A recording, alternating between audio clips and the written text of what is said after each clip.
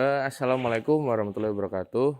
Perkenalkan, saya Muhammad Hanif Gustian Pradana dari kelompok KKN 328 yang berlokasi di Desa Sarigunan, tepatnya di Kelurahan Keragilan, Sragen. Nah, pada siang hari ini saya akan menjelaskan proker individu saya, yaitu tentang strategi marketing. Jadi, apa itu strategi pemasaran? Strategi pemasaran atau marketing strategi adalah sebuah strategi yang kita gunakan untuk memasarkan produk kita, baik itu berbentuk barang atau jasa. Jadi dengan adanya strategi pemasaran ini, ada kemungkinan untuk barang produk atau barang yang kita jual ini penjualannya itu semakin tinggi. Jadi pada akhirnya kan bisa membuat sukses usaha kita begitu.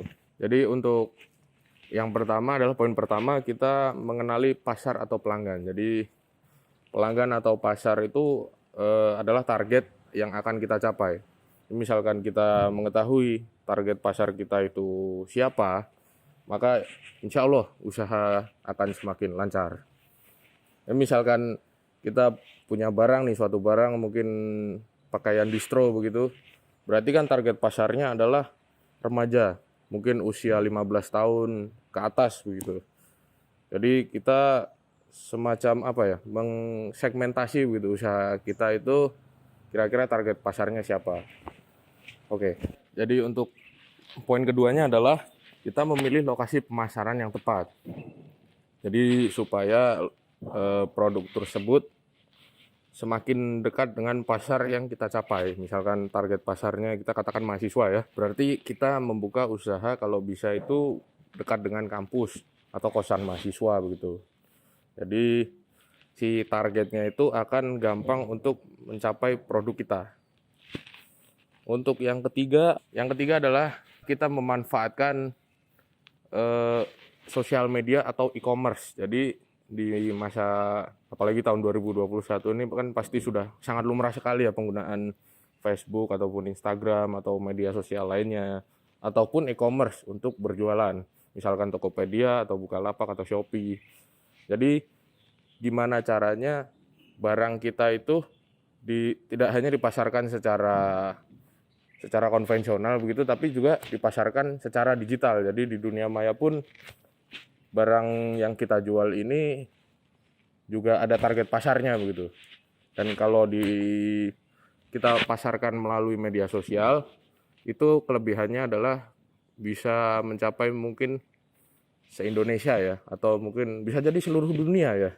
Karena sekarang kan sudah ada eBay itu kan, bisa sedunia itu. Ya, itu poin ketiga. Poin keempat yaitu kita menawarkan promo yang menarik. Jadi promo ini secara tidak langsung juga akan menarik konsumen kita.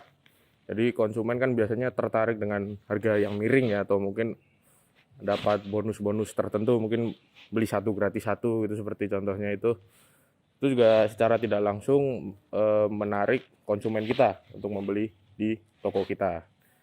Untuk yang poin kelima adalah kemasan yang menarik. Jadi kan memang beberapa orang itu melihat suatu barang atau suatu produk itu berdasarkan kemasannya. Jadi bagaimana caranya kita mendesain kemasan yang sangat menarik begitu agar bisa menarik minat si konsumen tersebut untuk membeli produk kita. Kita menonjolkan keunggulan dari produk yang kita miliki.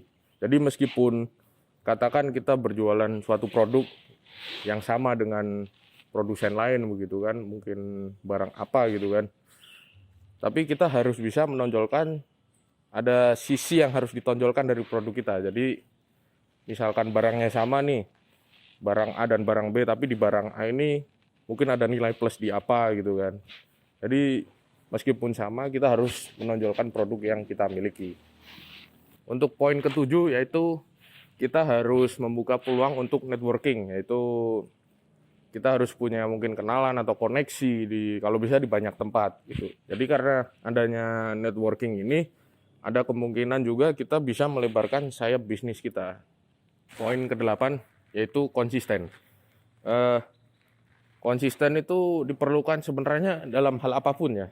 Sangat diperlukan itu konsistensi. Kalau dalam yang kita ini kan dalam hal pemasaran. Jadi untuk pemasaran ini diperlukan konsistensi juga. Jadi dengan kita melakukan dari yang poin 1 sampai 7 tersebut kita lakukan secara konsisten, insya Allah usaha kita akan berkembang juga.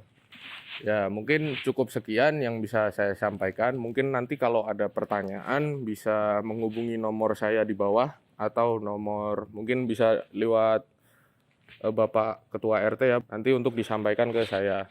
Sekian dari video edukasi yang saya buat. Terima kasih.